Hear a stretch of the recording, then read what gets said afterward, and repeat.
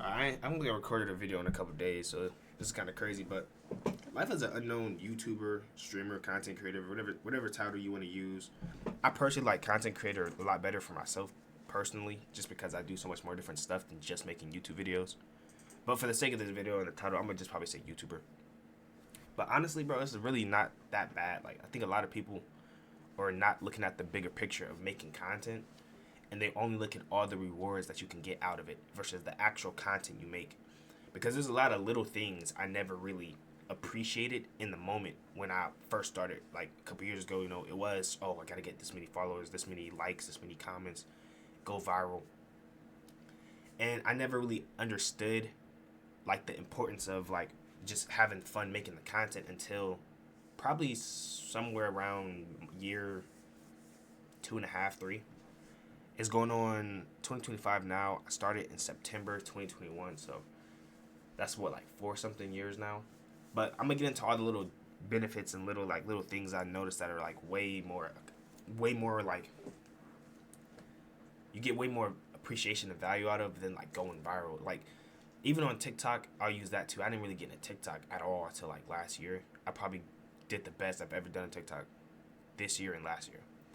But like, I remember I started with I say the story all the time. It's funny, but I started with little Fortnite montages. I used to do like the little free builds and stuff back in like 2020.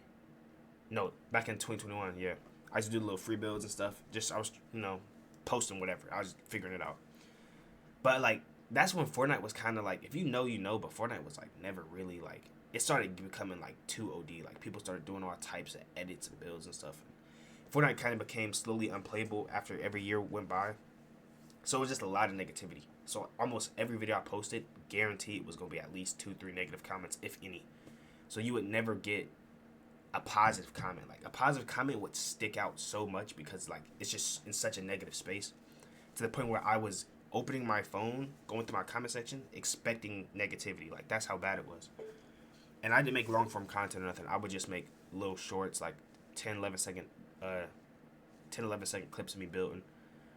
But once I switched my content and started doing other things like what I'm doing now, like around this year when I switched to TikTok, I have literally like getting almost hundreds. I can't even count how many positive comments I get now, and it's just funny to see the reverse. Because back in the day, like if I got one comment, I would like it, screenshot it, take a picture and everything. Because it's like, dang, this person's really not hating. Like I was expecting hate. That's how bad. Like I was really expecting hate.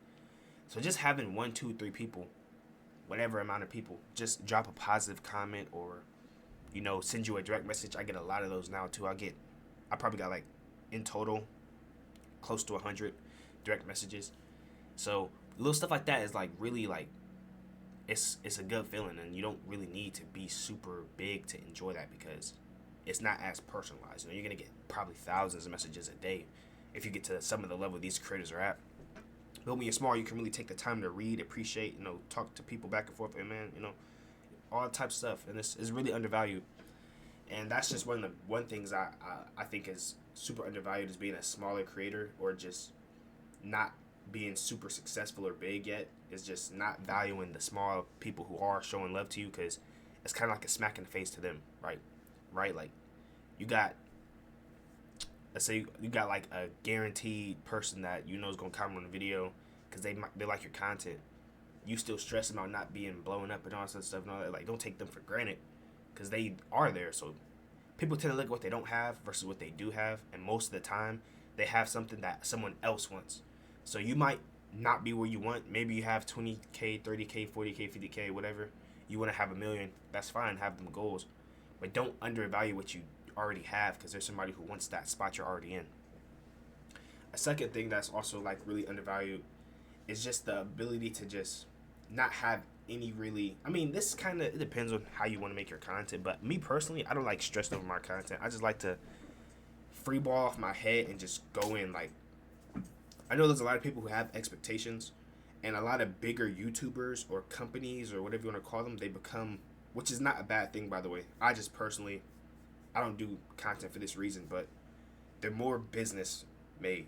So when you're a smaller creator, it's kind of like you own your own stuff. You do this, you do that. But once you start hiring employees, once you start hiring, directors, scripters, writers, editors, thumbnail designers, all these people, You start to make a company, which I say is not bad, but now you have expectations. So now you have to get this. You have to make this much revenue. You have to make this much that, just so you can keep everything flowing. Versus if you're someone who's just in your room like me, recording videos or just playing the game or streaming, whatever you're doing, just having fun in general, it's less pressure to be, I guess, it's less pressure in general just to have some form of, I don't know like how to really explain it. I mean, there is pressure when still making content. You can't just post anything, but you get what I'm saying. It's not like I have to come up with 100,000 this month or else the company shuts down. Like if I make a bad video, I just make a bad video. People let me know in the comments. It's no longer like a life-threatening situation or super disastrous for me. Like it's just not that big a deal. But yeah, I like that form of content where it's just at home style. Like not really, I don't really script nothing. Don't really plan nothing out. Just hit record and talk. And I kind of like that at home vibe. I kind of always resonated with that. Even with the vlogs, like I like the just regular shot vlogs. You can have some cuts in there if you want, whatever. Maybe some subtitles at the bottom every now and then, but I don't really like this super edited, this, super transition, this fireworks, this teleported. Like, I'm cool off that, but that's just my own personal opinion, you know. But yeah, that's number 2. Thirdly, I didn't even know I was going to do a list. I'm just listing stuff off the head. Like, I didn't even know I was going to do it in a list format. But another thing that's undervalued, I think, too, is, I said this in a video before, but just the entire process. Like, everyone wants to go somewhere until they get there. I'm telling you, like, I'm going to use a car analogy. I don't remember who said this, but I remember hearing this. But when you're driving fast in a car, I don't know if a lot of y'all probably, well, y'all drive. I don't think YouTube's age is that young, right? Y'all drive. But if you're driving, you don't really feel, if you're going at 80, you don't feel 80 until you accelerate to 80. So if you're going like 25, 30, and you gas to 80, you're gonna feel the increase. But once you get to 80, it just feels regular. 80 feels like 40. Like once you go the same speed for a certain amount of time, it just feels regular. So people are so eager to get to that next step without really enjoying where they are, like, because it can all be taken away from you tomorrow. Y'all don't understand that. Like this whole small creator thing, whatever. I'm using a creator like Speed for a prime example. And of course, Speed's doing come on, bro. He's doing amazing. But like, I promise, like that grind feeling, wanting to be down. He had that feeling, but once he hit. He got like 200, 400,000 in a day. It takes people years to even get that amount. There's people who've been doing content for 10 plus years, still have not even hit 500,000, and he got that in pretty much a day. So if you have goals to hit these numbers and this and that, if you want to hit, let's say you want to hit 1 million subscribers by this year, it's unlikely, but let's say this can happen, which is why I'm saying enjoy being down while you're not up. Because if you were to wake up tomorrow with 1 million followers, you'd be like, oh man, I did it, whatever. You'd be probably happy for a couple hours, but then, well, for me personally, I don't want to speak for y'all, but that realization and just knowing everything's different, like that's your new, you know what I mean? That's your new way of life. You can't go back. Like, well, most people don't want to go back. I'm planning to not go back once I'm there. I'm pretty sure y'all are too. So enjoy where you are now, because you're not going to be able to go back, and your life's going to be different, and you're going to miss the days when you did this, and that, and them days are going to be long past you, because now you're doing bigger and way better things. So enjoy not doing those things now, because your life's different. It's 360. You know what I mean? Once you get in, you're kind of in there. So don't really worry about like the future, and just stay present, and you be straight. And being smaller helps you with that, because you don't have to really necessarily worry about the next step as much. You could kind of just coast, do your thing, find yourself first, right? Even me, I make videos and post stuff that I don't necessarily would want to post if I was bigger. I just didn't understand it in that moment. You wake up with 1 million followers tomorrow, you making content, you posting videos that you don't even really know for what you want on the net. And we've all been there, at least I have. Posted some videos that I look back and like, man, it's kind of cringy, man. Why'd I post that, this and that? Take that time to figure yourself out first before you hit, so you know what you're doing. What was that? That was like 3 points. I want to get this to 5. I'm gonna do 2 more for y'all, and I'm gonna end it. I don't really know what point number this is. Like I said, I didn't even know I was gonna do a 5 things, but yeah, for 4, let me see what's another good one for 4. There's so many that I can't. Off the top, it's kind of hard to pick. Let's go with the fact that like, I don't know, kind of getting shot here.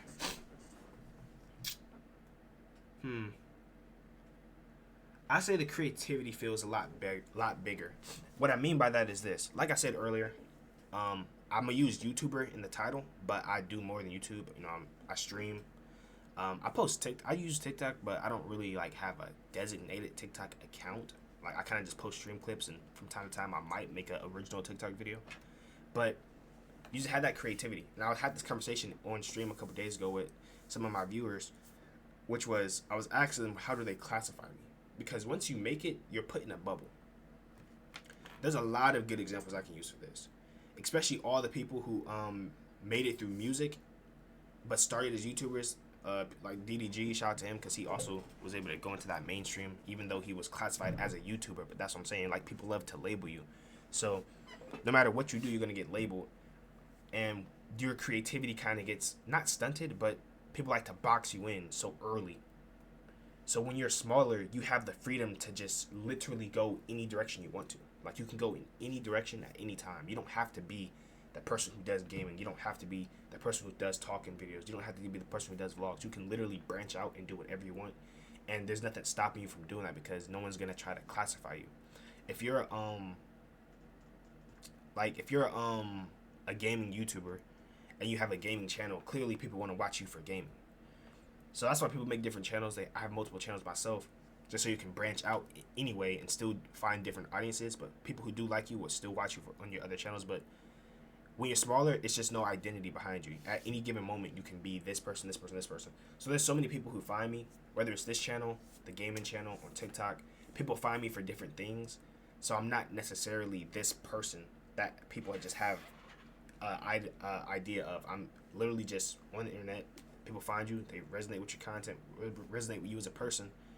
It's so much more freeing to just know you can branch out in any direction. People don't have a like they're not prejudging you based off of what they see on the internet, right? Because clips and stuff is super big nowadays. So people will watch you on a clip and feel like they know you and judge your character without even really knowing anything about you.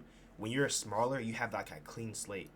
You know what I mean? Your public image is like pretty much zero, so you can kind of just get away with doing a lot of things that bigger creators can't necessarily do.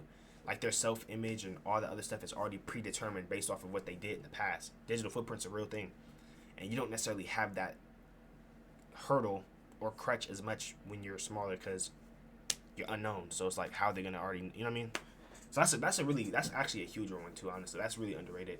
Is being able to just cast out in so many different places and make so much different content. Like even myself, I'd probably say I'm a yapper, but I say content creator because I don't know if I stream the most, probably. I don't know, honestly, because I've been making these videos a lot now lately. So you can really say, I think content creator just fits best, really, because I truly don't know. But for those who don't watch these videos will clearly say I'm a streamer, because people who watch me on stream, they say you're a streamer, blah, blah, blah, whatever, because they don't watch these videos. So I'm saying it's like, that's what I'm saying. It's classification. But yeah, that's 4. All right, let me end it on one more good point, because this video is kind of one of the longer videos I ever made, honestly. And I got to get used to stop looking here. My fault, y'all. I'm so used to streaming. But what's one last good point? Let's end the 5th one on something real good, something heartwarming, or something that people can just resonate with. I'm probably say, I don't want to sound cheesy, but nah, that's kind of, I was gonna say the progression, but that's kind of the same as like the blowing up thing. I want to give y'all something a little bit different.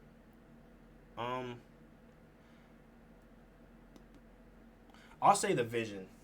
This might sound a little similar, but I'm freeballing here. I told you I don't write no notes. The vision of where you could be is so much stronger than where you are now. Because, like, for my example, I'm going to use myself. Before making this video, what inspired this actually was I was laying down on my bed, and I was just thinking, how can I better myself as a content creator? And I just posted a couple TikToks, and I always love just thinking of what could be and then actually achieving in it. And I know I said to enjoy where you are, so this might sound a little contradictory, if that's even a word. But just because don't take nothing away from the present, but setting a goal for yourself to reach. And I don't really believe in goals. I believe in like progression. So just As long as you're getting better, you're good. You don't have to achieve exactly what you wrote down, because that's most of the time you might not realistically, but it's fine. But just as long as you have like a end vision, I don't know this feeling yet because obviously I haven't accomplished it, but you can still enjoy the present, enjoy the time. You can still not think too much of the future. But once you finally get to where you have envisioned yourself and you took the time to get there, you didn't try to race to the hill. You didn't try to super speed down there. Like, you took your time, you enjoyed the moment, you had a plan for yourself, and you succeeded in that plan. That's when it's like a whole nother realm is open for you, because you seen it. You gotta understand, you seen it before anyone else did. No one else has seen it. No one else expected it. No one else thought it was gonna happen except for you. You were the one who had the vision and made it come to true. People don't understand that, like, thoughts and your words hold so much power. Just the way you think and the way you talk affects your reality, literally. You might not think it does, and you might not think it's not that big a deal, but it really is. When you talk good about yourself, most of the time you do better. When you talk down about yourself, most of the time you're not doing as good. You're more sad, more depressed, more unconfident. It's just, everything's negative. Like, words and thoughts carry so much weight that you don't even realize. So I always talk in third person to myself, like, yeah, man, when I accomplish this goal, I don't use if, I use when. And then I just always think highly of myself regardless of the situation. And some people can call it delusional, and that's completely fine, because everything is delusional to a degree, right? There's a quote by, I don't know his name, he has like a beard, and he has like a channel over like just helping people like get better at stuff. And he said the world is ran by optimists or something like that. And then he said winners get to be, I think he said winners get to be rich and critics get to be right, or something like that. Basically saying, like, nothing is really supposed to work, right? When people say they're gonna do stuff, like when you say you're gonna make a YouTube channel, when you say you're gonna go to the NBA, play professional sports, you're not. People aren't expecting you to do it because you're not supposed to do it. You're not supposed to be able to do that. People make that a possibility for themselves because of how their words and their mind work in reality, because not everyone's thinking that way. They have to understand there's so much stuff that has been done today that we've never thought would ever have been accomplishable. And there's so many people who probably said beforehand that they would have done that same thing and got looked at crazy, and then they didn't do it because they let other people back them out. I love using Mount Rushmore as a great example. I mean, not Mount, I'm tripping. I love using, what's it called? Mount Everest, yes. I love using Mount Everest because y'all have to understand that is like, thousands of people go to that mountain years, I don't know the statistics, it doesn't matter, but people go to that mountain every single year to climb it. And the sad truth is, not everyone makes it back, because that's how crazy that mountain is. But there was at one point in time where one dude, literally one random guy, I don't even know his name, I could probably Google it, but he was like, you know what, I'm gonna climb that. And think, this is back in the day too, we ain't really have a lot of technology, so you really think everyone was like, yeah, bro, he can do it? Like, no, bro, people was definitely hating on him. People was like, bro, you're tripping, that's impossible, it's the highest mountain in the world, you're not gonna be able to climb that. Since he climbed it and came back successfully, now it's a tradition every year for all these people to try to do it too.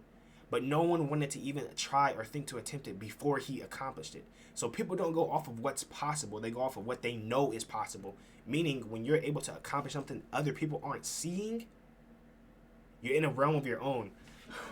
Y'all gotta listen. Oh, I'm telling you, bro, that alone is like one of the better feelings you can have. Like, when making this content and whatever you want to do, is if you can accomplish something no one else even thought was possible,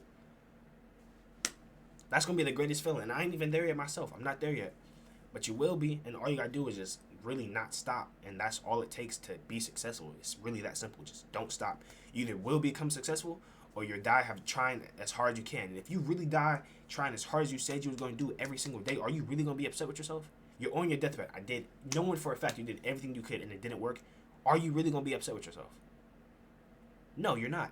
But if you were on that deathbed and you know for a fact you quit on yourself, you never truly gave it a full shot, it's going to sit with you. And you're going to sit there on your deathbed. You're going to have to pass away knowing you could have did more. But that's pretty much it. This video's getting kind of long. 20 minutes. I don't think I've ever made a video this long. I ain't going to drag out the outro either. Appreciate you guys who made this far. Like, comment, subscribe. I go live on Twitch trying to hit 420 followers. We're at 419 right here. And I'm live on Twitch. Link in the description if you want to follow me there. Appreciate you guys again. Like, comment, subscribe. Catch you guys later. Stay blessed.